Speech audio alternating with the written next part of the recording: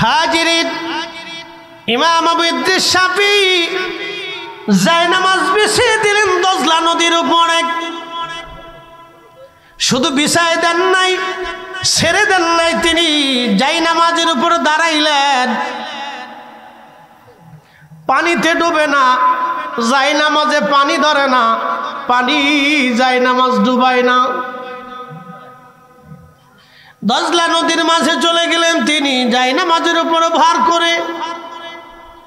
পানির উপরে জায়নামাজ ভাসতেছে। ইমাম শাফিঈ জায়নামাজের উপরে নামাজে দাঁড়ায় গেলেন। পুরা জোহরের নামাজ তিনি দজলা নদীর মাঝখানে পানির উপরে জায়নামাজ বিছাইয়া নামাজ শুরু করলেন। লক্ষ লক্ষ মানুষ বহাজ বাদ দিয়া ইমাম আবু ইদ্রিস শাফিঈ নদীর পারে দাঁড়ায়া ইমাম শাফিঈর জায়নামাজের উপরে পানির উপরে দাঁড়ায় দাঁড়ায় নামাজ পড়ার দৃশ্য দেখতেছে। একবার জোরে বলা যাবে কি আল্লাহু আকবার। তেলের গাড়ি তেলে চলে,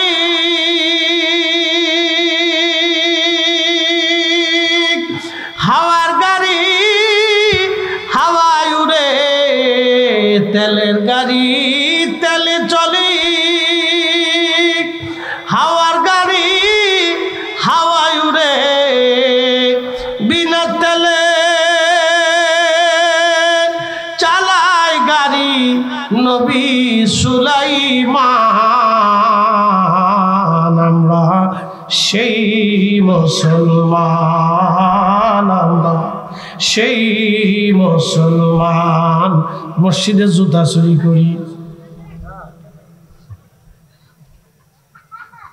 গরু চুরি করে, আমি গরু চোর বেরিয়েছি, মুরগি চুরি করিলে মুসলমান। ছি ছি, আমরা মুসলিম। ঘুষ খাই, গুনে গুনে ঘুষ খাই। কথা কন না, এদেশে কোন অফিসে সরকারি আমলা কামলা চাকরিজীবী সরকারি একবারে ডিসি আপনার কি বলে সচিবের উপর থেকে শেষ পর্যন্ত সরকারি প্রত্যেকটা কর্মকর্তা কর্মচারী যদি সাধু হয়ে যায়, ভালো হয়ে যায়, বাংলাদেশটা সোনার বাংলাদেশ হয়ে যাবে। আপনি কি মনে করছেন যে আগে যেজন ছিল সে চলে গেছে, নতুন যারা আইছে আর সব সাধু হয়ে গেছে? হ্যাঁ, চাকরি নিতে যান গে, এখনো মাল ছাড়া লাগে, এখনো মাল ছাড়তে না। এটি একবারে গোড়ার থেকে শেষ পর্যন্ত একবারে ক্লিন টু ক্লিন পরিষ্কার করে মেরে ঝেড়ে দিতে হবে। হযরত ওমরের মতো, সাহাবায়ে কেরামের মতো, খোলাফায়ে রাশিদিনের মতো তার সম্পদের হিসাব প্রত্যেক 6 মাস বা বছরে বছরে হিসাব টানতে হবে।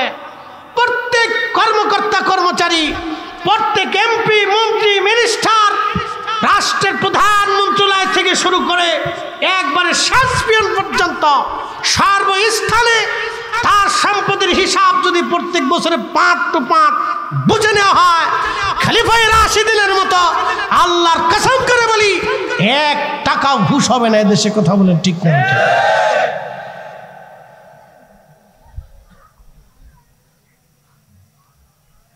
রন্দে রন্দে ঘা হয়েছে, ওষুধ কয় জায়গা দিবে? রন্দে রন্দে ঘা, জন্মগত ঘা। এটা জন্মগত ঘা হয়েছে শুধু, ওষুধ যতই দেন ঘা সারে না।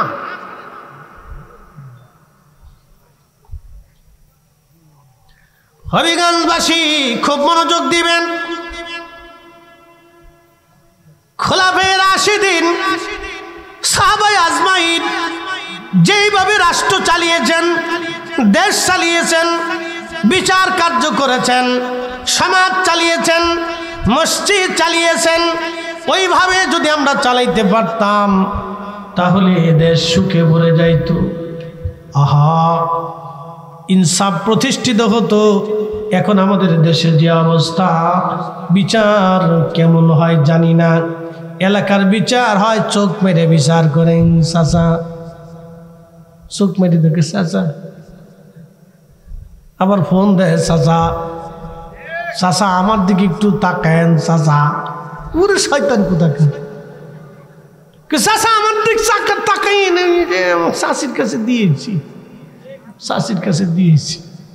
চাষি খুব মারাত্মক, চাষি খুব হাজি সাহেব, একবারে হজ করে শেষ করে ফেলেছে। বুরকা ছাড়া চলে না, চাষি বুরকা ছাড়া রাস্তায় বেরোয় না, কিন্তু শয়তানের আড্ডি। এই কথা কন না কেন? এইরকম বিচারক যতদিন পৃথিবীতে থাকবে, আল্লাহর কসম করে বলি, আকাশ থেকে বৃষ্টি আসবে কিন্তু বরকত হবে না।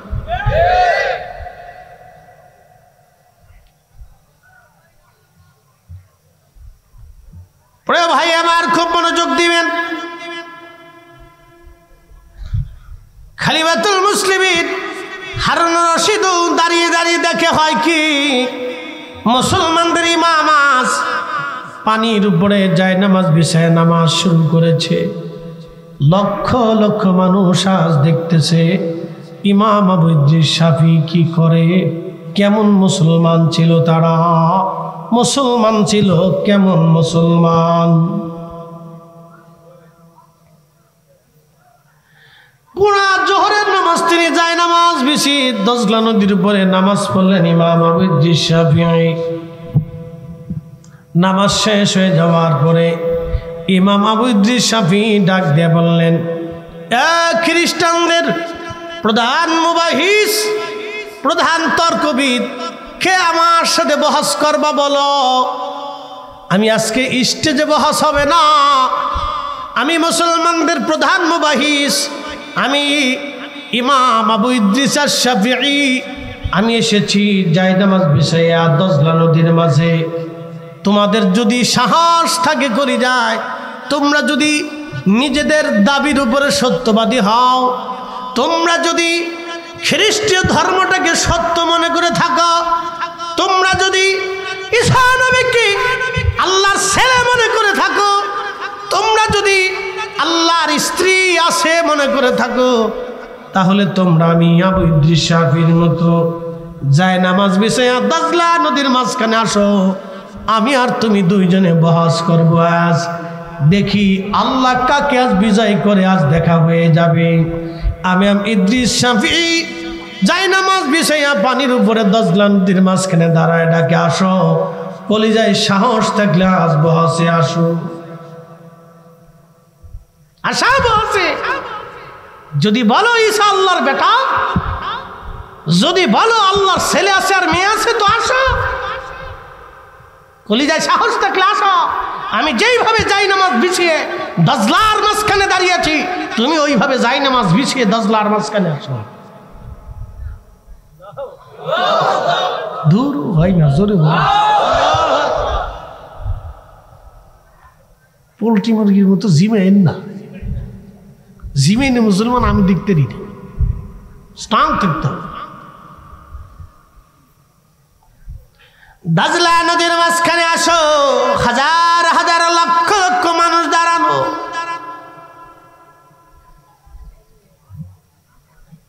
খ্রিস্টান কেন, 14 গোষ্ঠীর পক্ষেও তো সম্ভব না। কি কথা করলে কেন? খ্রিস্টান প্রধান মুবাহিস ডাক দে বলল, হুজুর বহস লাগবে না, আমাদের বোঝা হয়ে গেছে, বহসের দরকার নাই, বুঝেছি। যেই কোরআনের আনিত বিধান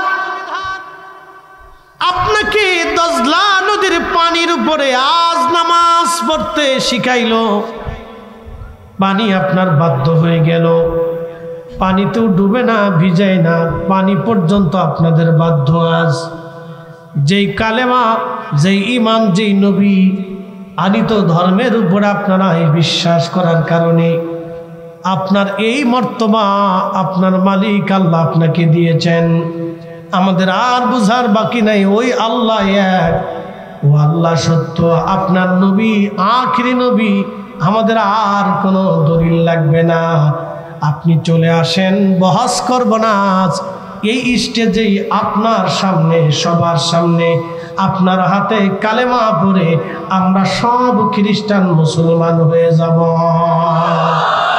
চিৎকার মেরে জোরে বলেন না আল্লাহু আকবার। এরা মুসলমান, মুসলমান, মুসলমান, কথা বলেন ঠিক না বেঠিক?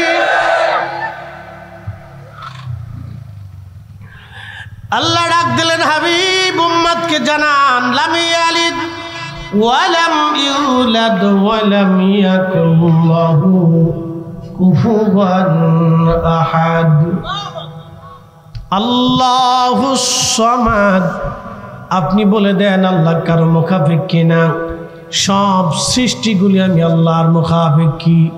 আপনি বলে দেন আমি আল্লাহ কারো মুখাপেক্ষী না, সব সৃষ্টি আমি আল্লাহর মুখাপেক্ষী। হবিগঞ্জবাসী, বাহুবলবাসী, 360 আউলিয়ার অন্যতম হযরত ইয়াসিন শাহ রাহমাতুল্লাহের স্মরণে আজকের মাহফিল। আপনারা বুঝে যাবেন আজ আল্লাহর ওলিরা এসেছিলেন বিধায় জমিনে কালেমা সুন্দর পেয়েছেন। আল্লাহর ওলিরা এসেছিলেন বিধায় এই জমিনে কালেমার দিন আপনারা পেয়েছেন। আল্লাহর ওলিরা এসেছিলেন বিধায় এই কোরআন পড়তে আপনাদের জন্য আর সহজ হচ্ছে। যদি ওলিরা না থাকতেন তাহলে বড় কঠিন হয়ে যেত আপনার জন্য দিন। শুধু ইমাম আবু ইদ্রিস শাফিঈ না, পৃথিবীতে বহু ইমামরা, বহু ওলিরা যায় নামাজ বিছাইয়া নদীর উপরে, পানির উপরে নামাজ পড়ত। শুধু পানি না, পৃথিবীর সব সৃষ্টিগুলি তাদের গোলাম ছিল। এই জন্য আল্লামা ডক্টর ইকবাল রহিমাহুল্লাহ জবাবে শিকওয়ার মধ্যে তিনি লিখেছিলেন, কে ওয়াফা তূনে মুহাম্মদ সে তু হম তেরে হ্যায়, ये जांच जी किया लौह कदम तेरे है। তুমি যদি আল্লাহর নবীর কদমের পরিপূর্ণ গোলামি করতে পারো, যদি তুমি তোমার জীবনে রাসূলের গোলামি তুমি যদি করতে পারো, আল্লামা ইকবাল বলেন, ও দুনিয়ার মানুষ, তামাম কুল মাখলুক কায়নাত তোমার গোলামি করবে। বাংলার কবি কাজী নজরুল চমৎকার লিখেছিলেন, আল্লাহকে যে পাইতে চায় হযরতকে ভালোবেসে, আল্লাহকে যে পাইতে চায় হযরতকে ভালোবেসে, আরশ কুরসি লৌহ কলম না চাহিতি পেশে সে।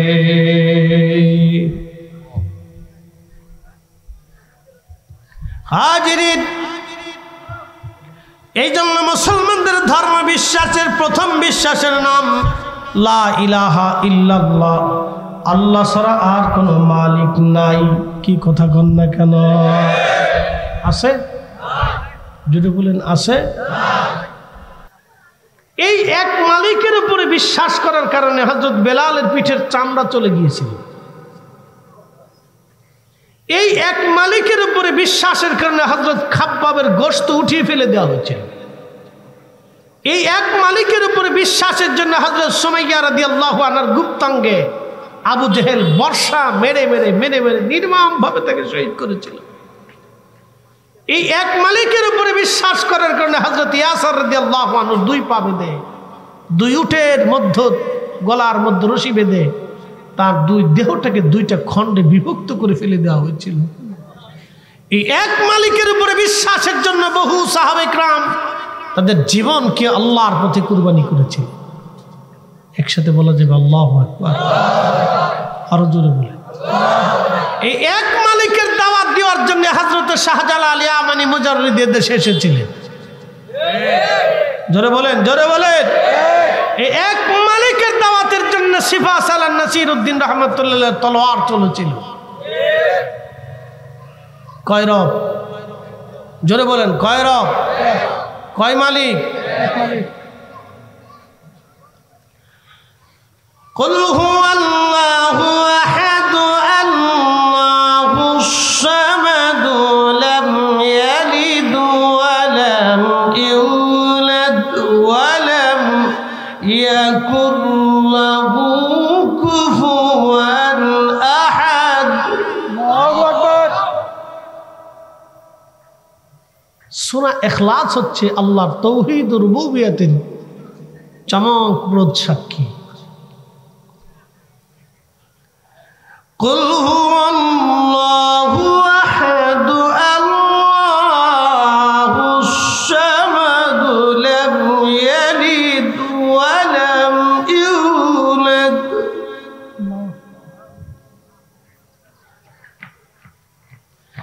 আল্লাহ ডাক দিয়ে বলেন, হাবিব বন্ধু আপনি বলে দেন আমি আল্লাহ এক। আপনি বলেন আমি আল্লাহ এক। আপনি আরো বলে দেন আল্লাহুস সামাদ। আপনি আরো বলে দেন আল্লাহুস সামাদ। আমি আল্লাহ কারো মুখাপেক্ষী না, সব সৃষ্টি আমি আল্লাহর মুখাপেক্ষী। চিৎকার মেরে জোরে বলেন সুবহানাল্লাহ। তুমি রহমান, তুমি মেহেরবান। বলেন তুমি রহমান, তুমি মেহেরবান। অন্ধ গাহে না শুধু তোমার গুণগান, অন্ধ গাহে না শুধু তোমার গুণগান। বুঝেও বুঝে না তবু শান। তুমি রহমান, তুমি মেহেরবান।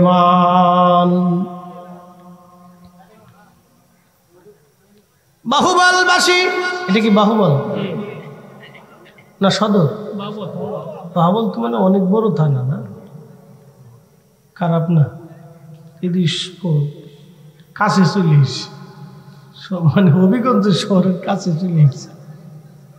আচ্ছা যা যারা এই বিভিন্ন জায়গায় থানা তুলে ভাগ করছে, এদের কিছু মাথায় গন্ডগোল ছিল। কি কথা কর না কেন? কিছু গন্ডগোল ছিল, একবারে সবাই যে মাথা পাক্কা ছিল তা না। আপনি জানেন ব্রিটিশরা যখন আমাদের দেশ ভাগ করে দিয়ে গেছে, তখন ভারতে এই কোনাতে ভিতরে একটু ঢুকাই দিছে। কত বড় শয়তান দেখেন, ও কিন্তু সোজা টেনে দিতে পারত। এই ফাজিল, এই বদমাইশটা বাংলাদেশের জায়গায় কমাই দিয়ে এক কোনাতে কোনার ভিতরে ঢুকাই দিয়ে আবার এক কোনাতে আবার ওই কোনার ভিতরে ঢুকাই দিচ্ছে। মাইনকে শিবের ভিতরে ঢুকেছে। কত বড় শয়তান! ব্রিটিশরা মারাত্মক শয়তান। কি কথা কন না কে? ও খুব মারাত্মক ফাজিল বিরাট শয়তান কোথাকার। দেখেন ঢুইতে ঢুইতে ঢুইতে এই কোনার ভিতরে একটু ঢুয়েছে, আবার ওই কোনাতে ওই কোনার ভিতরে একটু ঢুয়েছে। ফাজিল কোথাকার, শয়তান কোথাকার, তুই সোজা টেনে দিলি দেখেন। একই মাটি, একই ভাষা, একই মানুষ, একই মান, দুটা রেখা টেনে দিয়ে শয়তানি করে তুই গেছিস।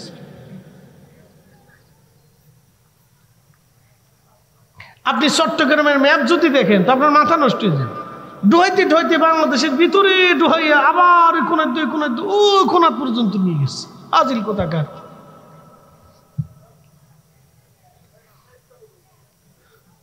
প্রিয় বন্ধুগণ খুব মনোযোগ দিবেন। আমার রব আমার আল্লাহ রাব্বুল আলামিন বললেন, হাবিব উম্মতকে বলে দেন আমি আল্লাহ। আল্লাহুস সামাদ, আমি আল্লাহ কারো মুখাপেক্ষী না, আল্লাহ এক, আল্লাহর কোনো শরীক নাই। এটা নিয়ে পৃথিবীতে বহুবার বহস হয়েছে, অনেকবার তর্ক হয়েছে যে আল্লাহ আরো আল্লাহ আছে, আরো আল্লাহ আছে। এই কথার উপরে বহু তর্ক বিতর্ক হয়েছে। আবার কেউ বলেছে কোনো আল্লাহই নাই, কোনো স্রষ্টাই নাই, প্রকৃতি যার যার নিয়ম মোতাবেক চলতে থাকে। এটা হলো নাস্তিকদের আকীদা। তারা বলে সূর্য সূর্যের গতিতে চলে, চাঁদ চাঁদের গতিতে চলে, মানুষ মানুষের গতিতে চলে। এটা আর এক পাগল, তার মাথায় অনেক বড় গন্ডগোল ঢুকছে। কি কথা কান নাকি? ঠিক কিনা? অনেক বড় পাগল। তো এরকম এক নাস্তিকের লগে ইমামুল আজম আবু হানিফা রহমতুল্লাহর বহস লাগছে। তো ইমাম আজম আবু হানিফা রহমতুল্লাহ অনেক বড় আলেম ছিলেন এবং অনেক বড় হেকমতওয়ালা ছিলেন। শুধু এলেমে ছিল না, হেলেমও ছিল খুব মারাত্মক। খুব জ্ঞানী লোক ছিলেন। হযরত ইমামুল আজম আবু হানিফা রাহমাতুল্লাহি আলাইহি নাস্তিকের সঙ্গে বহস শুরু হবে। দিন তারিখ নির্দিষ্ট হয়ে গেল। ইমাম আজম আবু হানিফা রাহমাতুল্লাহি আলাইহি দিন তারিখ যখন নির্দিষ্ট হয়ে গেল, বহস হয়ে যাবে। বহসে নাস্তিক পণ্ডিত এসেছে, আরো জ্ঞানী গুণী সুধী সমাজ সবাই আসছে। বহস হবে আজ, কে বহসে জিতে সেটা দেখার জন্য সবাই আসছে। ও বন্ধু, খুব মনোযোগ দিয়ে কথা শুনে যাবেন। ইমাম আজম আবু হানিফা রাহমাতুল্লাহি আলাইহি তিনি বহসের নির্দিষ্ট সময় না গিয়ে, ধরেন বহস হবে দিন 2টার সময়, উনি পৌঁছাইলেন দিন 5টার সময়, তার মানে 3 ঘন্টা লেট। এবার আপনারা বলেন, মাহফিলে আমার দেওয়ার কথা বাদেশা, এখন আমি যদি আসি রাত 11টা, তাহলে কেমন হবে? বিরাট অসুবিধা না? কমিটির উপরে একবারে তুফান চলবে। হ্যাঁ, আপনারা দাওয়াত না দিয়ে হুজুরে পোস্টারে নাম লেখছেন, বগিজুগি আপনার কাছে টিয়া বসে লইছেন, ফাজলিমি করে থাকে ফোন না, নানান কথা না। মানুষের মুখ তো আর বাইন্ধে রাখা যায় না। নদীর মুখ বাঁধা যায়, কিন্তু মানুষের মুখ বাঁধা যায় না। এ মানুষ জাতি খুব মারাত্মক জাতি। ওরে বাপরে বাপ, এটা সুবিধাবাদ জিন্দাবাদ, সুবিধাবাদ জিন্দাবাদ, সুবিধাবাদ জিন্দাবাদ, সুবিধাবাদ জিন্দাবাদ। প্রিয় উপস্থিতি, মনোযোগ দিয়ে হযরত ইমামুল আযম আবু হানিফা রাহমাতুল্লাহি আলাইহি বহসের নির্দিষ্ট সময় না আগে তিনি পরবর্তী টাইমে লেট করে গেলেন। নাস্তিক বেটা তো খুব খেপে মেপে রেগে মেগে অস্থির। ঠিক এমন সময় নাস্তিক বলতেছেন, আপনি মুসলমানদের ইমাম, বহস করার জন্য আপনি আসবেন, বহসের নির্দিষ্ট সময় আপনি বুঝেন না, আপনার সাথে কোনো বহস আমি করব না। ইমাম আজম ডাক দিয়ে বললেন, ও পণ্ডিত মশাই, আপনি বহস করতে চান না, ভালো কথা, কিন্তু আগে জানবেন তো আমি কেন দেরি করলাম। আপনি এত মিজাজ খারাপ দেখালে তো হয় না, আগে তো আপনি আমার বিষয়টা জানতে পারেন কেন আমি দেরি করলাম। বলে, আচ্ছা বলেন কি জন্য আপনি দেরি করেছেন? ইমাম আজম ডাক দিয়ে বলতেছেন, শোনেন, আমি আসতে চাইতেছিলাম, এমন সময় পথের মধ্যে একটা নদী, তো এই নদী পার হওয়ার জন্য নৌকার প্রয়োজন, কিন্তু নদীর ঘাটে কোনো নৌকা নাই। আমি নদীর ঘাটে দাঁড়াই রয়েছি, এমন সময় দেখলাম মস্ত বড় নদীর পাশে একটা গাছ, একা একা কেটে কেটে গাছটা তক্তা হয়ে গেল, একা একা তক্তা হলো, একা একা নৌকা হয়ে গেল, এবং ওই নৌকায় আমি চললাম, ওই নৌকাটা একা একা আমার নদী পার করাই দিল। এখন নাস্তিক বলতেছে, ভাবছিলাম মুসলমানের ইমাম খুব জ্ঞানী, তো আপনার মতো তো এরকম বলদ দেখিনি। বলে, কারণ কি? বলে, গাছ কি কোনোদিন একা একা কাটে? আর গাছ কি কোনোদিন একা একা তক্তা হয়? তক্তা কি কোনোদিন একা একা নৌকা হয়? আর নৌকা কি মাঝে ছাড়া কোনোদিন একা একা নদী পার করতে পারে? ইমাম আজম আবু হানিফা রাহমাতুল্লাহি আলাইহি বললেন, আমার বহস শেষ। কে বহস তো শুরুই হলো না, কে বুঝেন নাই, বহস শুরু করার আগেই শেষ হয়ে গেছে। বলে, কারণ কি? যদি একটা দুনিয়ার গাছ একা একা তক্তা হয় না, তক্তা কোনোদিন একা একা নৌকা হয় না, নৌকা কোনোদিন একা একা মাঝে ছাড়া নদী পার করতে পারে না। একটা গাছের বেলায় যদি একা একা সম্ভব না হতে পারে, তাহলে আসমান আসমানের জায়গায় একা কেমনে রইল? সূর্য সূর্যের জায়গায় একা কেমনে চললো?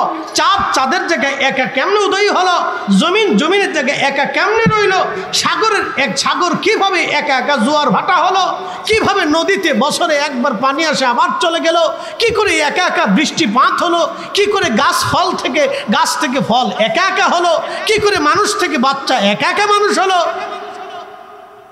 অবশ্যই এর একজন নিয়ন্ত্রক, একজন মালিক, তিনি আল্লাহ।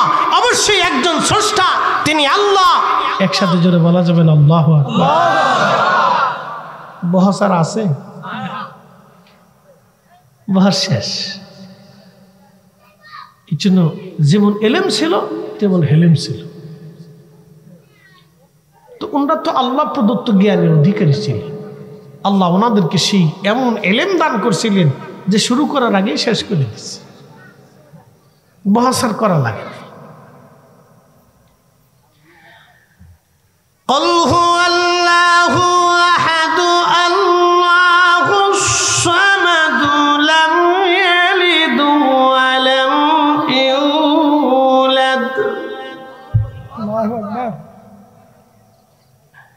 আল্লাহ জন্ম দেন না, জন্ম নেন না।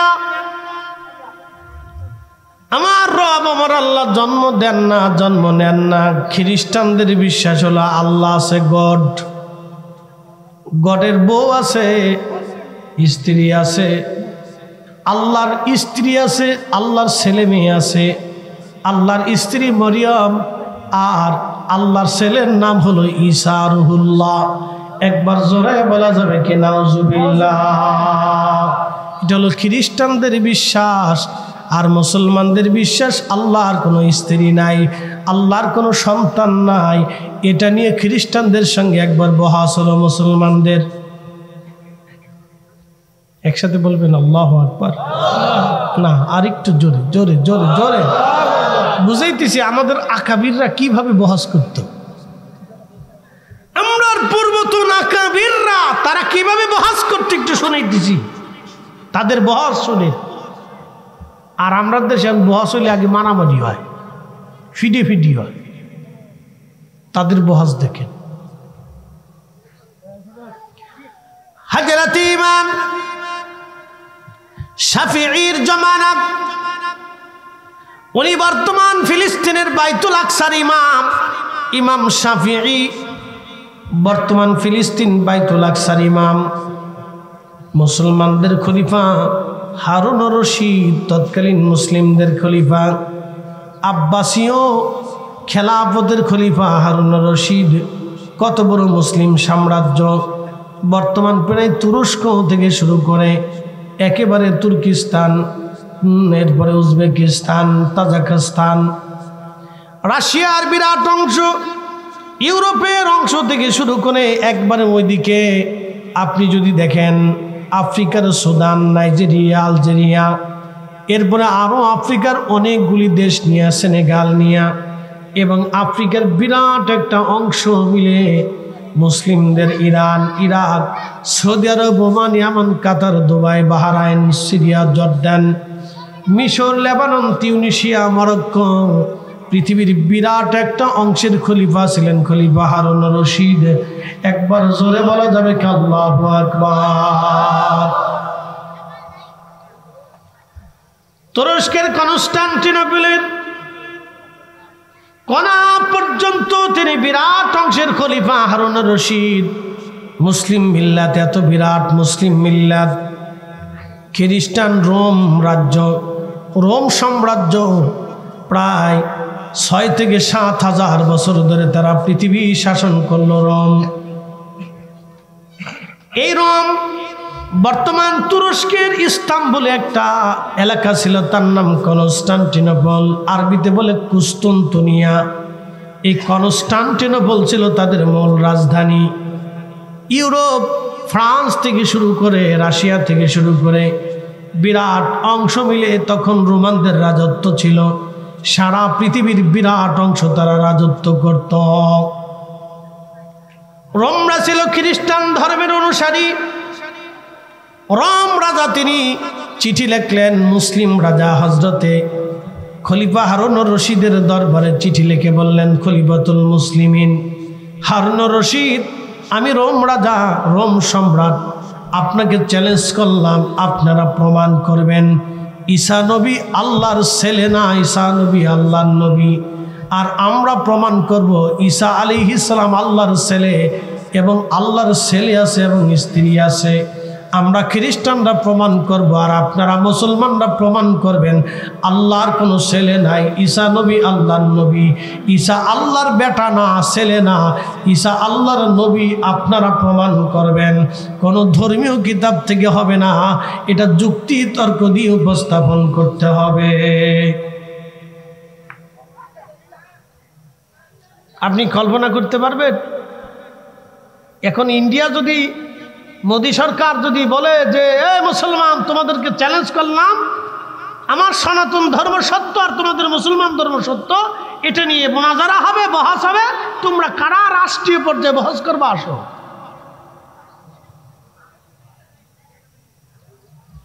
তাহলে সারা পৃথিবীতে এটা তোলপাড় লেগে যাবে না?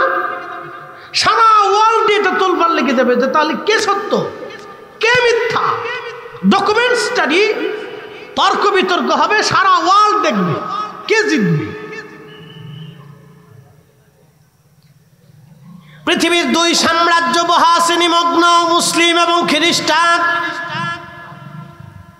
খলিফাতুল মুসলিমিন হযরত হারুন রশিদ চিন্তায় পড়ে গেলেন, এই বহাসে যদি মুসলমানরা একবার হেরে যায়, কিয়ামত পর্যন্ত মুসলমান মাথা নিচু করে থাকবে, মুসলমান চেহারা দেখাইতে পারবে না, মুসলমানের মাথা নমনীয় থাকবে। কারণ খ্রিস্টানদের সাথে বহাসে হেরে যাবে মুসলমান, সারা জীবনের জন্য মুসলমানদের ইজ্জত নষ্ট হবে। কিন্তু আজকে আমি কাকে মুসলমানদের মুনাজির বানাবো, কাকে আমি প্রধান মুবাহিস বানাবো? কে প্রধান মুবাহিস হবে? কার নেতৃত্বে মুসলমানরা এই বহাসে বসবে? খলিফা হারুন রশিদের ঘুম নষ্ট হয়ে গেল। কাকে দায়িত্ব দিব? তিনি সারা পৃথিবীতে তন্ন তন্ন করে খুঁজে মুসলমানদের এমন কাউকে তিনি খুঁজে পাচ্ছেন না যাকে প্রধান মুবাহিস দিলে নিশ্চিন্তে তিনি ঘুমাইতে পারবে। সারা ওয়ার্ল্ডে খুব চিন্তিত হয়ে গেলেন যে কাকে দায়িত্ব দিবে। তো উজির আজম বলতেছে, খলিফাতুল মুসলিমিন, চিন্তার কোনো কারণ নাই। মুসলমানদের একজন ইমাম আছে, তার নাম ইমাম আবু ইদ্রিস আশ-শাফিঈ।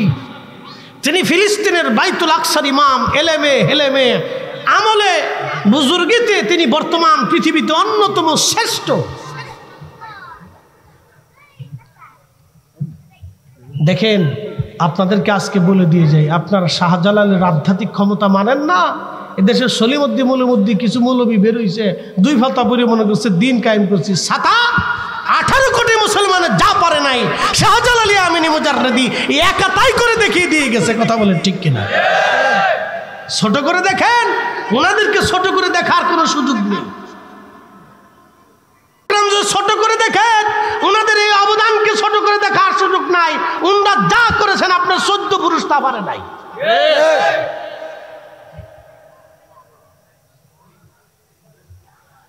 শুনিয়া যান হবিগঞ্জবাসী,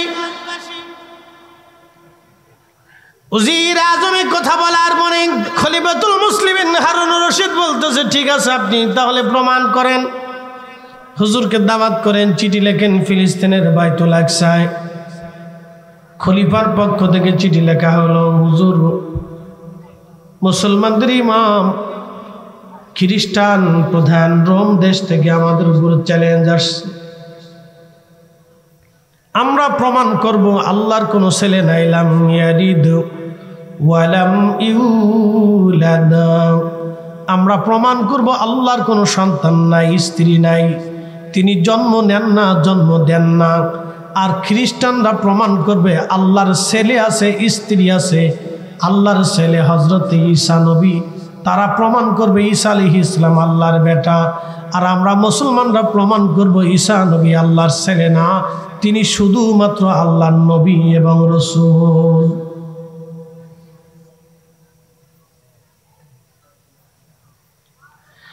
আপনাকে আমি প্রধান মুবাহিস হিসেবে মনোনীত করেছি। যদি মুসলমানরা এই বহাসে হারে, পৃথিবীতে মুসলমান মাথা নিচু হয়ে যাবে, কিয়ামত পর্যন্ত মুসলমান মাথা উঁচু করে দাঁড়াতে পারবে না। ওগো মুসলমানের ইমাম, আসেন, বহসের প্রধান মুবাহিস হিসেবে আপনাকে নিয়োজিত করলাম। চিঠি চলে গেল ইরাকের বাগদাদ থেকে ফিলিস্তিন। হিসাব কষে দেখবেন, ম্যাপ ধরে দেখবেন, ইরাকের বাগদাদ থেকে ফিলিস্তিন কত হাজার কিলোমিটারের রাস্তা। সেই দিন চলে গেল ফিলিস্তিনের বাইতুল আকসা মুসলমানদের ইমাম হযরত ইমাম আবু ইদ্রিস শাফি রাহমাতুল্লাহ আলাইহির খেদমতে চিঠি। ওই দিক থেকে রোম দেশ থেকে সুধী সমাজ নিয়ে পণ্ডিত, জ্ঞানী, গুণী, তর্কবিদ, রাজ্যের যত বড় বড় তর্কবিদ, কবি, সাহিত্যিক যারা ছিল সবাইকে দিয়ে রোমান সম্রাট একটা বাহিনী করে, বড় সড়ো একটা কাফেলা করে, সৈন্য সামন্ত দিয়ে, পাহারা দিয়ে, গার্ড দিয়ে, সম্মানের সাথে রোম দেশ থেকে তাদেরকে ইরাকের বাগদাদে পাঠানো হলো। খ্রিস্টান প্রধানের চিন্তা করে দেখেন তার আত্মবিশ্বাস কত, যে তোমরা মুসলমানদের দেশে যে বহাস করো, আমাদের দেশে বহস হবে না, আমরা তোমাদের দেশে যে বহস করব। খ্রিস্টান প্রধান সেই দিন কি আত্মবিশ্বাস, তোমাদের দেশে বহস হবে, আমাদের দেশে না। সে রোম থেকে খ্রিস্টান তর্কবিদ, দার্শনিক, বড় বড় পণ্ডিত তাদেরকে পাঠাই দিয়েছে, যাও বহস করে আসো, মুসলমানদেরকে শিক্ষা দিয়ে আসো।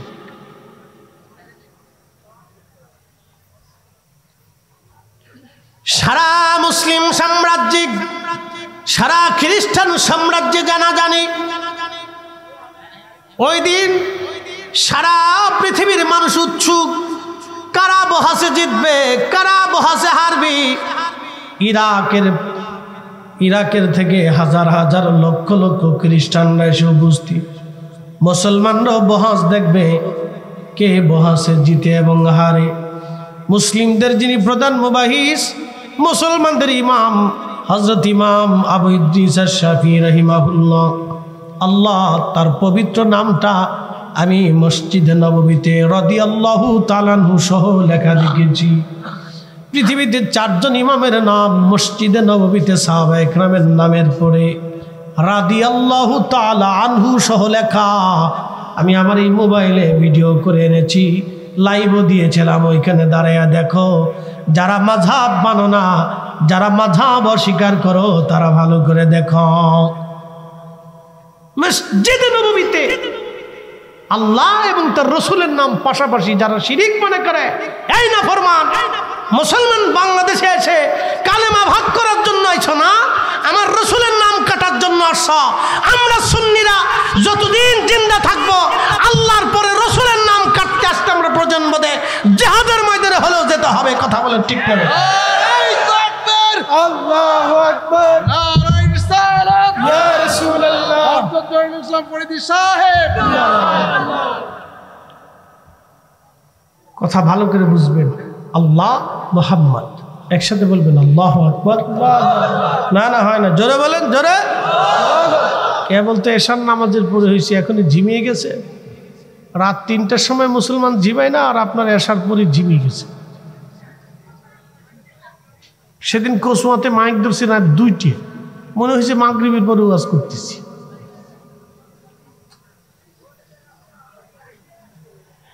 প্রিয় হাজিরিন, মনোযোগ দিয়ে শুনিয়া যান। হযরত ইমাম আবু ইদ্রিস আশ-শাফিঈ রাদিয়াল্লাহু আনহু তিনি চিঠিখানা পাওয়ার পরে ইরাকের খলিফা, মুসলমানদের খলিফা হারুনুর রশিদের দরবারে চিঠি লিখলেন, ইয়া আমিরুল মুমিনিন, খলিফাতুল মুসলিমিন, আমি আবু ইদ্রিস শাফিঈ আমি বহসের জন্য প্রস্তুত আছি, কিন্তু শর্ত হলো বহসের সময়টা হবে বাদ জোহর, বহসের সময়টা হবে জোহর বাদ, আর বহসের জায়গা হবে দজলা নদীর পার। আমি বহস করব নদীর পারে এবং সময় হবে জোহরের নামাজের পরে। এই বহস দেখার জন্য খলিফা চিঠি লিখলেন, হুজুর আপনার শর্তে আমরা রাজি, আপনি চলে আসেন। সুদূর ফিলিস্তিন থেকে ইমাম আবু ইদ্রিস শাফিঈ রওনা হয়ে গেলেন, খ্রিস্টানরা রওনা হয়ে গেল। দিন তারিখ নির্দিষ্ট হলো, ইরাকের বাগদাদে লক্ষ লক্ষ মানুষ আসতে লাগলো বহস দেখার জন্য। আমরা বহস দেখব, মুসলমান জিতে না খ্রিস্টান জিতে, কে জিতবে আমরা বহস দেখব। লক্ষ লক্ষ মানুষ বহস দেখার জন্য আসছে। দজলা নদীর পারে বিরাট স্টেজ করা হলো। খলিফা নিজে থাকবে, হাজার হাজার আমির ওমরা সৈন্য সামন্ত, অনেক বড় বড় জ্ঞানী গুণী আলেম ওলামারা থাকবে।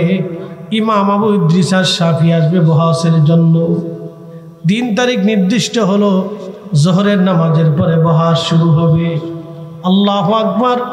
সেই দিন ইমাম আবু ইদ্রিস আশ-শাফিঈ জোহরের নামাজের পরে তিনি স্টেজের সামনে গেলেন, যা বললেন, খলিফাতুল মুসলিমিন, আমিরুল মুমিনিন, খলিফাতুল মুসলিমিন হারুনুর রশিদ, আপনি আমাকে একটা জায়নামাজ আগে দেন, আমি আগে জোহরের নামাজ আদায় করব, তারপর আমি বহসের জন্য স্টেজে যাব। আগে যাই নামাজ দেন, আমি নামাজ পড়ে নেই। যাই নামাজ নিয়ে ইমাম আবু ইদ্রিস আশ-শাফিঈ দজলা নদীর মধ্যে যাই নামাজ বিছাই দিলেন। একসাথে বলবেন আল্লাহু আকবার। যে না বলবেন বুঝবে এটা কিপটে। একসাথে বলে ধাট হয় না, আরো জোরে বলে, জবান খুলে বলে। পাওয়ার আছে? কতক্ষণ না পাওয়ার আছে? কোথায় বিছাইছে? দজলা নদীতে যাই নামাজ বিছাই দিচ্ছে। শাহজালাল ইয়ামিনী কোন নদীতে যাই নামাজ বিছাইছিল? এক শয়তানে বই লেখছে, উনি কলা গাছ দিয়ে নদী পার হয়েছে। বুঝতে পারছেন? ও দেখছে কলা, খাইছে কলা, মরার পরে পাবেও কলা। কলার ঘরের কলা। কত কোয়ালিটির শয়তান দেশে আছে।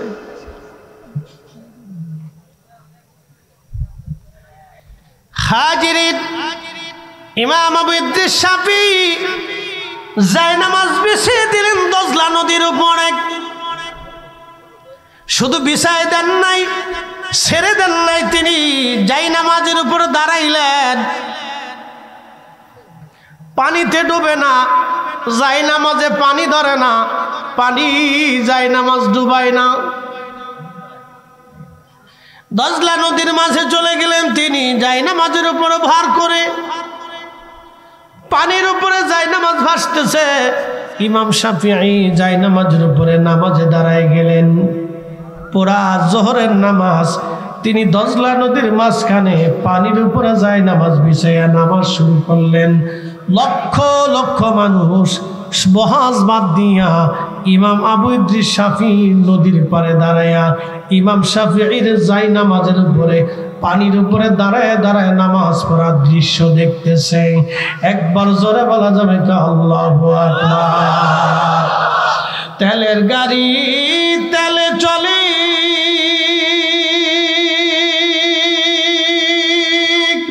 হাওয়ার গাড়ি হাওয়ায় উড়ে, তেলের গাড়ি তেলে চলে,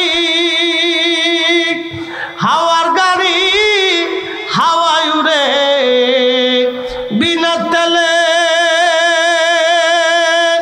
চালায় গাড়ি নবী সুলাইমান।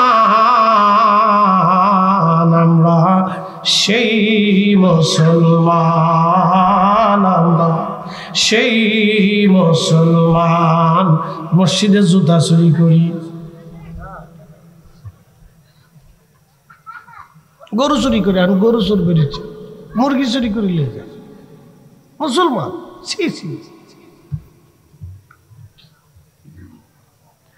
আমরা মুসলিম,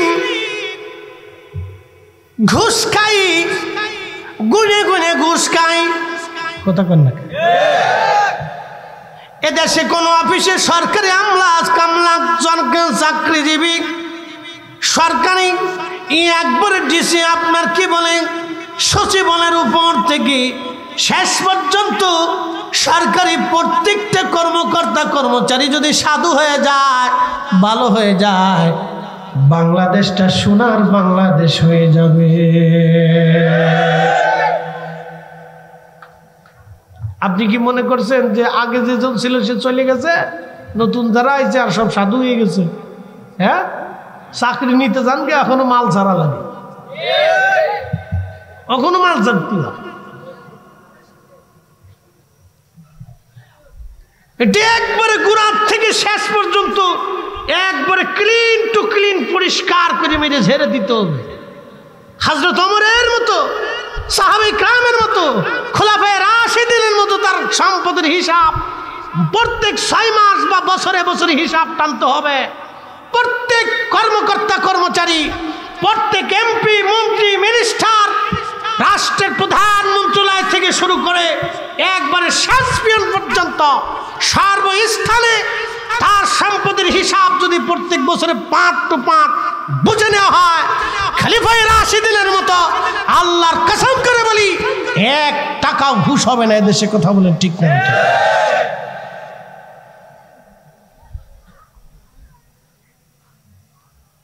একটা রন্দে রন্দে ঘা হয়েছে, ওষুধ কয় জায়গা দিবে? এটা রন্দে রন্দে ঘা, জন্মগত ঘা, এটা জন্মগত ঘা হয়েছে শরীর। ওষুধ যতই দেন ঘা সারে না।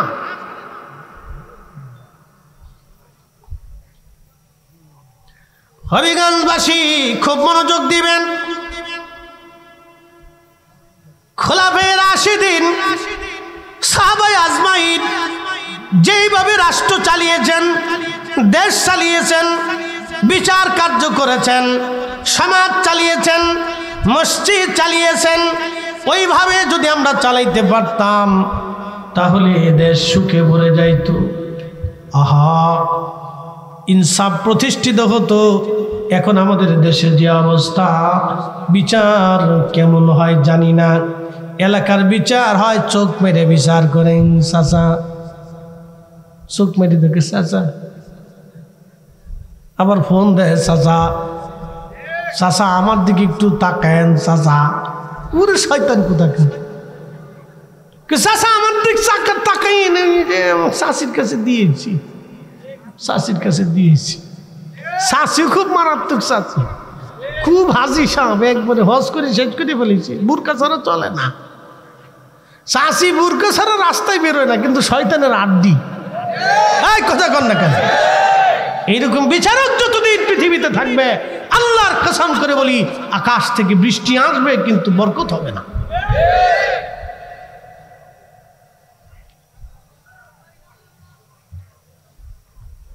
প্রিয় ভাই আমার, খুব মনোযোগ দিবেন। খলিফাতুল মুসলিমিন হারুন রশিদ দাঁড়িয়ে দাঁড়িয়ে দেখে হয় কি, মুসলমানদের ইমাম আজ পানির উপরে যায় নামাজ বিছায় নামাজ শুরু করেছে। লক্ষ লক্ষ মানুষ আজ দেখতেছে ইমাম আবু ইদ্রিস শাফি কি করে, কেমন মুসলমান ছিল তারা, মুসলমান ছিল কেমন মুসলমান। পুরা জোহরের নামাজ তিনি যায় নামাজ বেশি দজলা নদীর উপরে নামাজ পড়লেন ইমাম আবু ইদ্রিস শাফিঈ। নামাজ শেষ হয়ে যাওয়ার পরে ইমাম আবু ইদ্রিস শাফিঈ ডাক দিয়ে বললেন, খ্রিস্টানদের প্রধান মুবাহিস, প্রধান তর্কবিদ, কে আমার সাথে বহস করবা বলো। আমি আজকে স্টেজে বহস হবে না, আমি মুসলমানদের প্রধান মুবাহিস, আমি ইমাম আবু ইদ্রিস শাফিঈ, আমি এসেছি জায়নামাজ বিছাইয়া দজলা নদীর মাঝে। তোমাদের যদি সাহস থাকে করে যায়, তোমরা যদি নিজেদের দাবির উপরে সত্যবাদী হও, তোমরা যদি খ্রিস্টীয় ধর্মটাকে সত্য মনে করে থাকো, তোমরা যদি ঈসা নবীকে আল্লাহর ছেলে মনে করে থাকো, তোমরা যদি আল্লাহর স্ত্রী আছে মনে করে থাকো, তাহলে তোমরা আমি আবু ইদ্রিস শাফিঈর মতো জায়নামাজ বিছাইয়া দজলা নদীর মাঝখানে আসো। আমি আর তুমি দুইজনে বহস করবো। আজ দেখি আল্লাহ কাকে আজ বিজয় করে, আজ দেখা হয়ে যাবে। আমি ইদ্রিস শাফিঈ জায়নামাজ বিছাইয়া পানির উপরে দজলা নদীর মাঝখানে দাঁড়ায় ডাকে, আসো, কলিজায় সাহস থাকলে আজ বহসে আসো। আশা বহসে যদি বলো ঈসা আল্লাহর বেটা, যদি বলো আল্লাহর ছেলে আছে আর মেয়ে আছে, তো আসো, কলিজায় সাহস থাকলে আসো। আমি যেইভাবে জায়নামাজ বিছিয়ে দজলার মাঝখানে দাঁড়িয়েছি, তুমি ওইভাবে জায়নামাজ বিছিয়ে দজলার মাঝখানে আসো। দূর হয় না, জোরে পোল্ট্রি মুরগির মতো জিমেন না, জিমেনে মুসলমান আমি দেখতে দিই, স্ট্রং থাকতে হবে। দজলা নদীর মাঝখানে আসো, হাজার হাজার লক্ষ লক্ষ মানুষ দাঁড়ানো।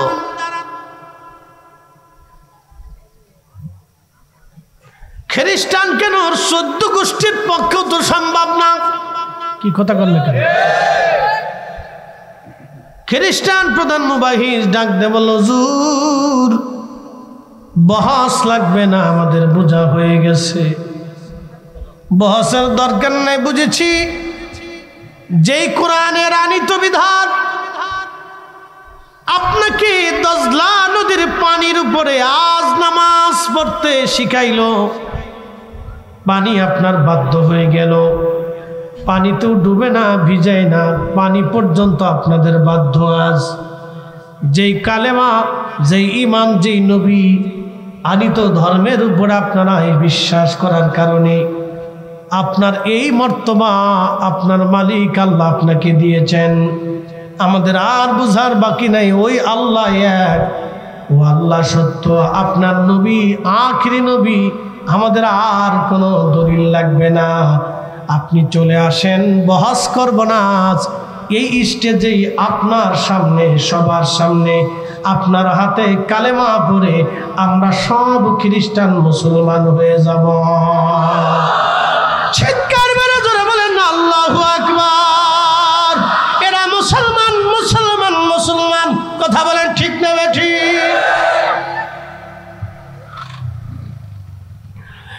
আল্লাহ ডাক দিলেন, হাবিব উম্মতকে জানান, লাম ইয়ালিদ ওয়ালাম ইউলাদ ওয়ালাম ইয়াকুল লাহু কুফুওয়ান আহাদ। আল্লাহুস সামাদ। আপনি বলে দেন আল্লাহ কারো মুখাপেক্ষী না, সব সৃষ্টিগুলি আমি আল্লাহর মুখাপেক্ষী। আপনি বলে দেন আমি আল্লাহ কারো মুখাপেক্ষী না, সব সৃষ্টি আমি আল্লাহর মুখাপেক্ষী। হবিগঞ্জবাসী, বাহুবলবাসী, 360 আউলিয়ার অন্যতম হযরত ইয়াসিন শাহ রাহমাতুল্লাহের স্মরণে আজকের মাহফিল। আপনারা বুঝে যাবেন আজ আল্লাহর ওলিরা এসেছিলেন বিধায় জমিনে কালেমা সুন্দর পেয়েছেন। আল্লাহর ওলিরা এসেছিলেন বিধায় এই জমিনে কালেমার দিন আপনারা পেয়েছেন। আল্লাহর ওলিরা এসেছিলেন বিধায় এই কোরআন পড়তে আপনাদের জন্য আর সহজ হচ্ছে। যদি ওলিরা না থাকতেন তাহলে বড় কঠিন হয়ে যেত আপনার জন্য দিন। শুধু ইমাম আবু ইদ্রিস শাফি না, পৃথিবীতে বহু ইমামরা, বহু ওলিরা যায় নামাজ বিছাইয়া নদীর উপরে, পানির উপরে নামাজ পড়ত। শুধু পানি না, পৃথিবীর সব সৃষ্টিগুলি তাদের গোলাম ছিল। এই জন্য আল্লামা ডক্টর ইকবাল রহিমাহুল্লাহ জবাবে শিকওয়ার মধ্যে তিনি লিখেছিলেন, কে ওয়াফা তুনে মুহাম্মদ সে তু হম তেরে হ্যায়, ये जांच जी किया लौह कदम तेरे। তুমি যদি আল্লাহর নবীর কদমের পরিপূর্ণ গোলামি করতে পারো, যদি তুমি তোমার জীবনে রাসূলের গোলামি তুমি যদি করতে পারো, আল্লামা ইকবাল বলেন, ও দুনিয়ার মানুষ, তামাম কুল মাখলুক কায়নাত তোমার গোলামি করবে। বাংলার কবি কাজী নজরুল চমৎকার লিখেছিলেন, আল্লাহকে যে পাইতে চায় হযরতকে ভালোবেসে, আল্লাহকে যে পাইতে চায় হযরতকে ভালোবেসে, আরশ কুরসি লৌহ কলম না চাহিতি পেছে সে।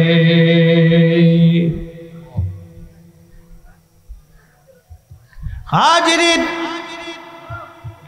এই জন্য মুসলমানদের ধর্ম বিশ্বাসের প্রথম বিশ্বাসের নাম লা ইলাহা ইল্লাল্লাহ। আল্লাহ ছাড়া আর কোনো মালিক নাই।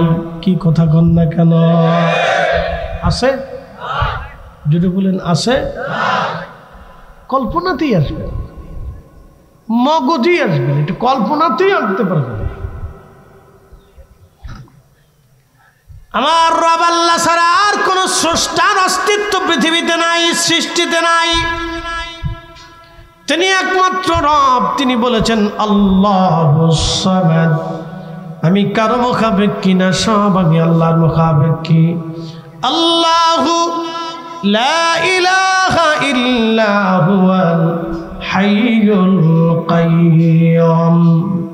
এই কোরআনে সূরা বাকারাতে আয়াতুল কুরসির মধ্যে নবীজি আল্লাহ বলে দিয়েছেন, হুজুর উম্মতকে জানান, আল্লাহু লা ইলাহা ইল্লা হুয়াল হাইয়ুল কাইয়্যুম লা তাখুযুহু সিনাতুন ওয়ালা নাওম।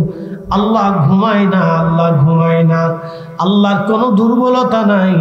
একবার জোরে বলা যাবে কি মারহাবা। মুসা নবী আল্লাহকে ডাক দেখে, রাব্বি ঘুমাও না কেন? বলে মুসা আমি কি ঘুমাই না কেন বুঝতে চাও? বলে হ্যাঁ রব, আমি বুঝতে চাই। আমার আল্লাহ ডাক দিলেন, মুসা রে, এক পেয়ালা পানি হাতের তালুর মধ্যে নিয়ে দাঁড়িয়ে থাকবা সারা রাত। হযরত মুসা নবী হাতের মধ্যে পাতালুর মধ্যে পানির পেয়ালা নিয়ে দাঁড়ানো আছে। গভীর রাত হয়ে গেছে, তন্দ্রা এসে গেল, দুর্বলতা আসলো। বলেন আমাদের দুর্বলতা আছে না নাই? এই দুর্বলতার স্রষ্টাকে, শক্তির মালিককে। দুর্বলতা কে সৃষ্টি করেছেন? এই শক্তি সৃষ্টি কে করেছেন? আলো সৃষ্টি কে করেছেন? অন্ধকার সৃষ্টি কে করেছেন? জীবন সৃষ্টি কে করেছেন? মৃত্যু সৃষ্টি কে করেছেন? আল্লাহ। এই জন্য আল্লাহ বলছেন, আল্লাহু লা ইলাহা ইল্লা হুয়াল হাইয়ুল কাইয়্যুম। তিনি চিরঞ্জীব, চিরস্থায়ী, যার শুরু নাই শেষও নাই, ডানো নাই বামও নাই, আগে নাই পরে নাই, ঊর্ধ্ব নাই নিম্ন নাই। আমার আল্লাহর ব্যাস নাই, ব্যাসার্ধ নাই, দৈর্ঘ্য নাই, প্রস্থ নাই। আমার আল্লাহর স্থান নাই, কাল নাই, সময় নাই।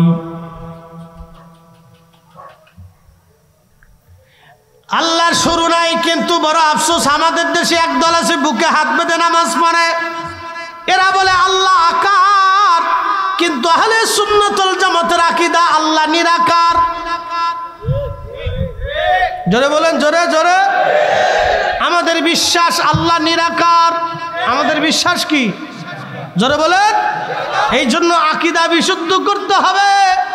এ হবিগঞ্জবাসী, আল্লাহ নিরাকার, আল্লাহ নিরাকার। আহলে সুন্নাতুল জামাতের আকীদা বিশ্বাস আল্লাহ নিরাকার। তার কোরআন, তার বাস্তব প্রমাণ আপনাদের সামনে। আমার হাতে একটা মোবাইল আছে, জবান খুলে বলবেন যদি বুঝেন এই মোবাইলের দৈর্ঘ্য আছে না নাই? প্রস্থ আছে না নাই? আল্লাহর আছে। জোরে বলেন, আল্লাহর দৈর্ঘ্য আছে, প্রস্থ আছে। আপনাদের সামনে যিনি বক্তা ওয়াজ করেন তার দৈর্ঘ্য আছে না নাই? প্রস্থ আছে না নাই? ওজন আছে না নাই? শুরু আছে না নাই? আল্লাহর কি শুরু আছে? আল্লাহর কি শেষ আছে? আমাদের সবার শেষ আছে, আল্লাহর শেষ নাই। আমাদের সবার শুরু আছে, আল্লাহর শুরু নাই। আমাদের জন্ম হয়েছে, আল্লাহর জন্ম হয় নাই। আমরা জন্ম দেই, আল্লাহ জন্ম দেন না। আমাদের ব্যাস আছে, ব্যাসার্ধ আছে, ওজন আছে, জায়গা দখল করে আছি। আল্লাহর এইগুলি নাই। সমগ্র সৃষ্টি শুরু আছে, শেষ আছে, আল্লাহ শুরু নাই, শেষও নাই। সমগ্র সৃষ্টি জায়গা দখল করে আছে, আল্লাহ জায়গা দখল করে নাই। সমগ্র সৃষ্টি দেখা যায়, কিন্তু আল্লাহ দেখা যায় না। সমগ্র সৃষ্টি অনুধাবন করা যায়, কিন্তু আল্লাহর কুদরত অনুধাবন করা যায়। একসাথে জোরে বলা যাবে আল্লাহু আকবার। মোবাইলটা কি নিরাকার না আকার? জোরে বলেন। আপনি কি নিরাকার না আকার? আমি কি নিরাকার না আকার? আল্লাহ ব্যতীত যত সৃষ্টি আছে সব কিছুর অস্তিত্ব আছে, আকার আছে, বেকার আছে, ওকার আছে, জায়গা দখল করে আছে, ওজন আছে। বলে হুজুর বাতাসের তো ওজন নাই। কে বলছে বাতাসের ওজন নাই? আপনি এটাকে বলের মধ্যে ঢুকায় দেন, দেখবেন এর ওজন আছে। বাতাসের শুরু আছে, আবার শেষও হয়ে যাবে, কিন্তু আমার আল্লাহর শুরু নাই, শেষ নাই। এই জন্য একমাত্র আমার আল্লাহ নিরাকার, আর সব আকার আকার আকার। একমাত্র আমার আল্লাহ নিরাকার, আল্লাহ নিরাকার। অতএব আল্লাহকে যারা নিরাকার মনে করবে না, তারা কখনো আহলে সুন্নাতুল জামাত হতে পারে না। নাম কাউস্তে মুসলমান, মুসলমান। বুঝে তারপরে বাড়ি যাবে। বিরাট বড় শেখ, আপনাকে শিখাচ্ছি। 1000 কোটি বছর যদি আপনি আল্লাহকে আকার মনে করে সেজদা দেন, কখনো আল্লাহর দরবারে আপনার সেজদা কবুল হবে না। কারণ লা ইলাহা ইল্লাল্লাহ, আল্লাহ ছাড়া আর কোনো মাবুদ নাই। আল্লাহর একটা গুণ মানবেন আর একটা গুণ মানবেন না, তা হবে না, তা হবে না। সর্বগুণে আল্লাহকে মানার নাম লা ইলাহা ইল্লাল্লাহ। সর্বগুণ নাই এক গুণ। জোরে বলেন, জোরে বলেন। সর্বগুণে আল্লাহকে মানার নাম লা ইলাহা ইল্লাল্লাহ। এই জন্য আল্লাহর তাওহীদ ও রুবুবিয়্যাত আপনাকে বুঝে যেতে হবে। আমার রব, আমার আল্লাহর কোনো শরীক নাই। লা শারীকা লাহু ওয়া বিযালিকা উমিরতু ওয়া আনা আউয়ালুল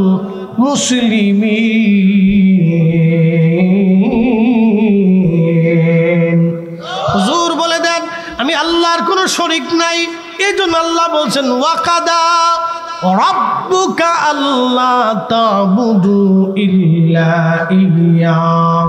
হুজুর আমি আল্লাহ নির্ধারিত করে দিয়েছি, লাজিম করে দিয়েছি, আমি আল্লাহ ছাড়া আর কোনো ইবাদত হবে না।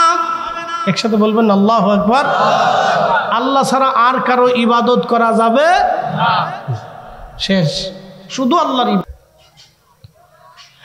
আমি আল্লাহ লাজিম করে দিয়েছি, বাধ্যতামূলক করে দিয়েছি, আমি আল্লাহ ছাড়া আর কোনো ইবাদত করা যাবে না। হুজুর আপনি বলে দেন আমি আল্লাহর কোনো শরীক নাই। আপনি আরো বলে দেন আল্লাহুস সামাদ, আমি আল্লাহ কারো মুখাপেক্ষী না, সব সৃষ্টিগুলি আমি আল্লাহর মুখাপেক্ষী। আচ্ছা বলেন তো, সূর্য কি নিজের গতিতে চলে না আল্লাহর আইনে? হ্যাঁ, জোরে জোরে বলেন, জোরে বলেন। বাতাস কার আইনে? এই যে এখন কি কাল চলে? শীত আসে নাই, শীতের আগে কি হেমন্তকাল চলে।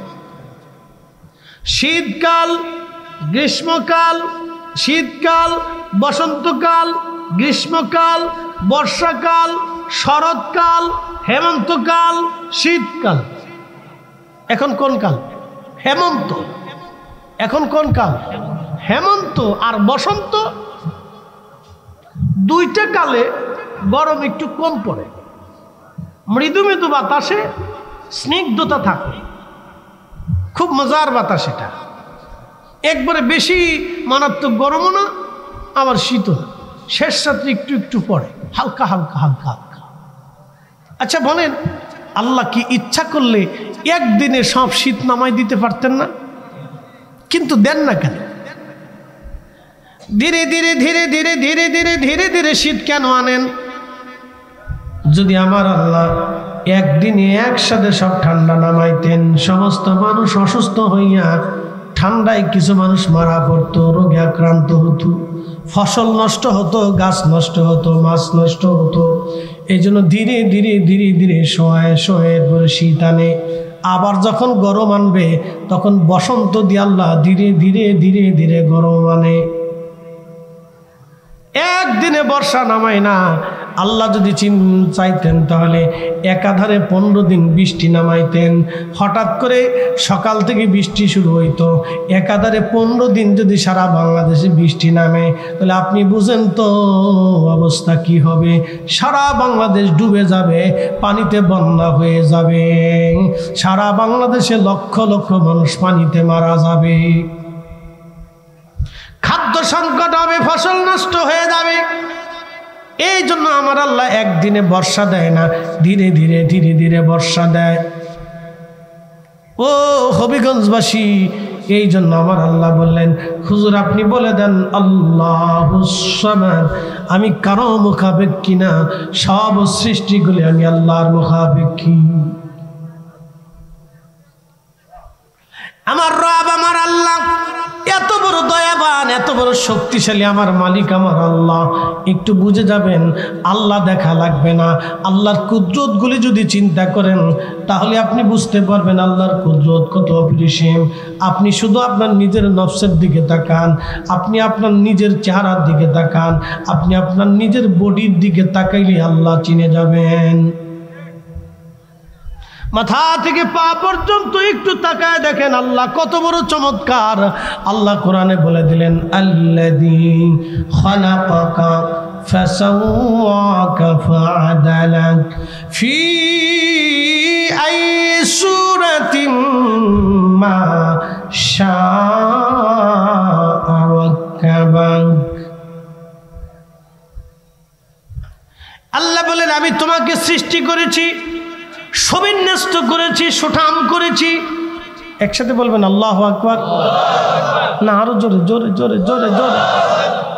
কোন সন্তান যদি মায়ের দুধ পান না করে ওই সন্তান ভবিষ্যতে পুষ্টিহীন হয়, ওই বাচ্চাটা পুষ্টিহীন হবে ভবিষ্যতে। কারণ মায়ের দুধ এত পরিমাণে পুষ্টি আল্লাহ দিয়ে দিলেন। আল্লাহু আকবার। মাকে আল্লাহ এত পরিমাণে পুষ্টি দিয়ে দিলেন মায়ের দুধের মধ্যে, যে আপনি আপনার মায়ের দুগ্ধ পান করার কারণে আল্লাহ আপনার শরীরে ধীরে ধীরে ধীরে ধীরে সুঠাম করেছেন।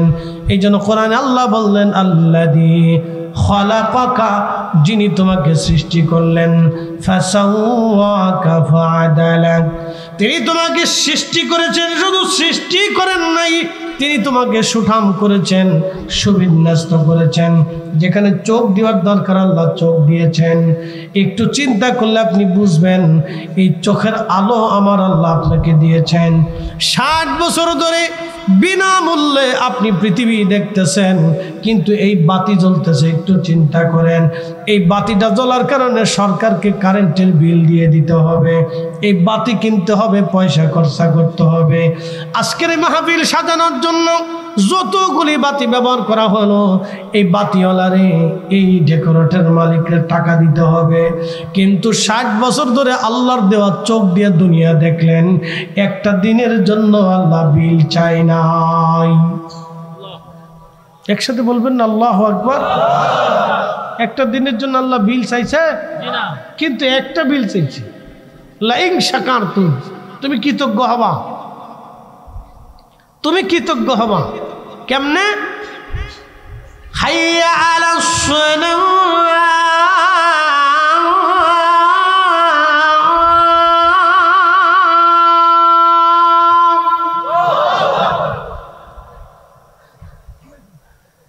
নামাজের দিকে আসো, সালাতের দিকে আসো। হাইয়া আলাস সালাহ,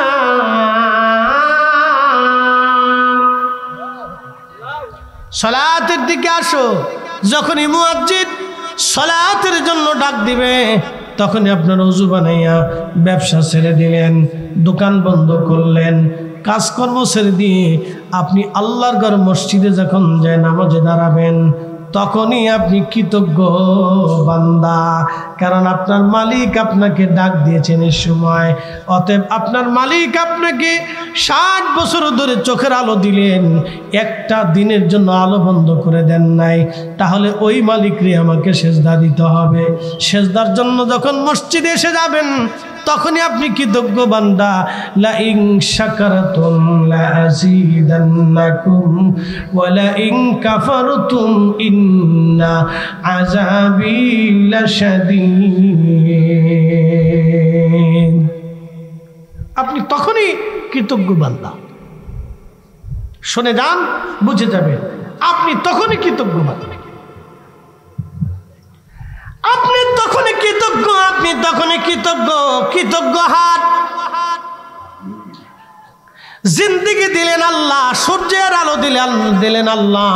এখন বলেন, পৃথিবীতে সূর্য উঠে উদিত হয়, সন্ধ্যাবেলা সূর্য ডুবে যায়, বিনামূল্যে 12 ঘন্টা সূর্যের আলো দিয়ে যিনি আপনাকে আলোর ব্যবস্থা করলেন, তাহলে একটা দিনের জন্য সে আল্লাহ আপনার কাছে বিল চাই নাই, একটা বিল চাইছে ওয়াশকুরুলি ওয়ালা তাকফুরুন, তুমি আমার শুকর আদায় করো, নাফরমানি করিও না। যখনই রমজান আসবে তখনই দুনিয়ার সব কিছু ছেড়ে দিয়ে আপনাকে রোজা রাখতে হবে, তাহলে আপনি আল্লাহর শুকরগুজারি বান্দা। কি কথা কন না কেন? বাড়িতে কুত্তা আছে না নাই? আছে না নাই? এই কুকুরকে খাবার দেন কি? তেমন কিছু না, বাড়ির উচ্ছিষ্ট খাবার এই কুত্তা বিলাইকে আপনি দেন। কুত্তা খাবার খাওয়ার পরে আপনার বাড়ি ছেড়ে যায় না, আপনি দুটা লাঠি মারলেও যায় না, লাঠি দিয়ে পিটাইলেও যায় না, ও কেঁদে কেটে আবার ঘুরে ঘুরে আপনার কাছে বেহায়ার মতো লেজ ম্যাজ ঘুরাইয়া মাথা মতো নুয়ে আপনার সামনে চলে আসে, আপনার চারপাশে ঘুরে আর কয়, মালিক যতই মারো তোমার দরজা ছাড়ব না।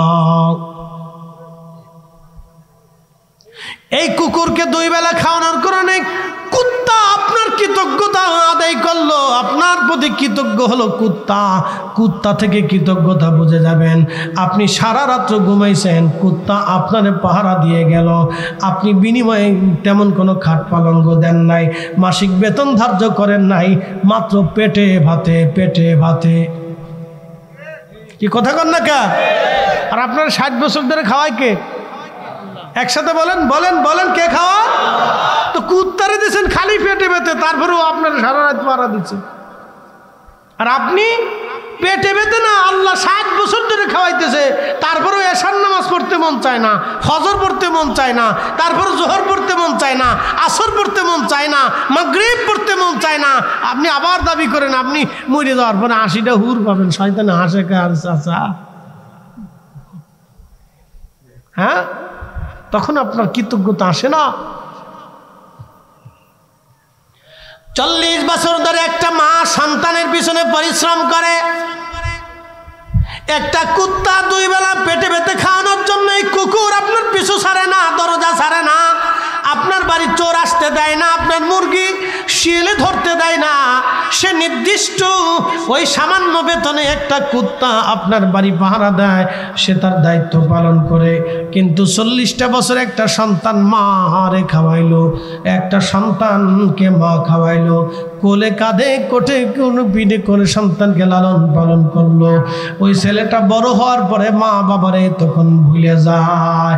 আজকে দেখলাম খবরে একটা ছেলে আইহা তার মুখে দাঁড়িয়ে আছে, তার নিজের মারে হত্যা করে ফ্রিজের মধ্যে কাইটে কেটে রাখছে। সি সি সি সি, কত নিকৃষ্ট সমাজ, কত নিকৃষ্ট মানব জাতি নিজের মাকে কেটে কেটে ফ্রিজের মধ্যে রাখে।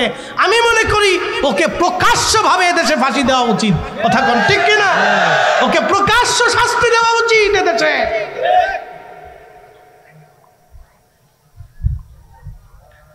এই হচ্ছে আমার দেশের যুব শ্রেণী। আজ